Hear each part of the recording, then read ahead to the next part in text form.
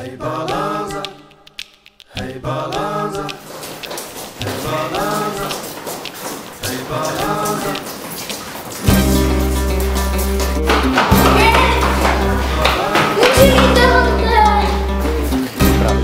Je to otevřený?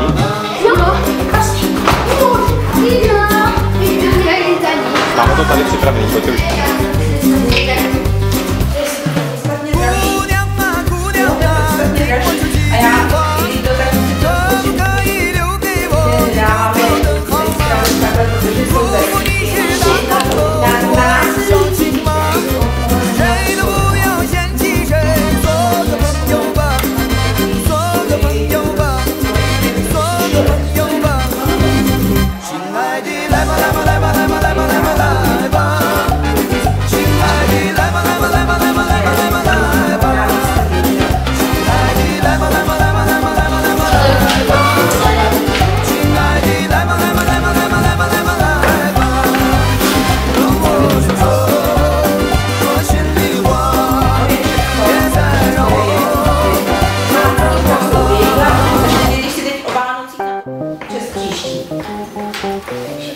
Je dobré si vybrat, protože má třeba zrovna víc živin. Je to složení a teď teda například napsaný moučí.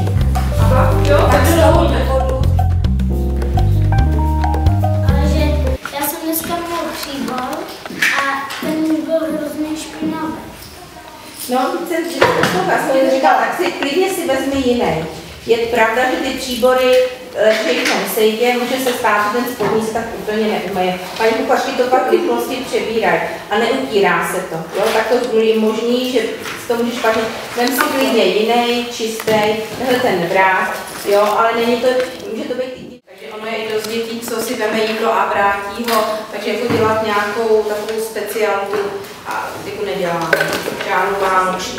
Představte si, že jste na Alipse u vás ve třídě. Máme dvě, ale kolikrát to děvčata fungovaly čipování. Jo, takže když to zjistíte, zapínala, že jo, hygienický důvodu, a to někdy vidíte na těch příborech ty tečky od té vody. Já na to, paní hospodář, to jsme půjde. Jste dozvěděli třeba až ten příští týden? Ne, kdykoliv se tam podívají, takže sloničky určitě nebudou za jedno a za druhý kůru. Začneme od druhé třídy. Pláchnou a pak to projedou do míčka, takže míčka to vlastně stabilizátor,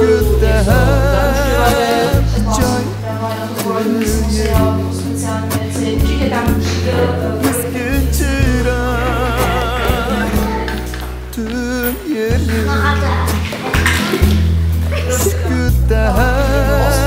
že když je na tečnice napsaný, že to je, řeknu to, nebo řeknu to nejlepší příklad, kdyby to je to jahodový jogurt, tak v tom musí opravdu v tom jsou jahody.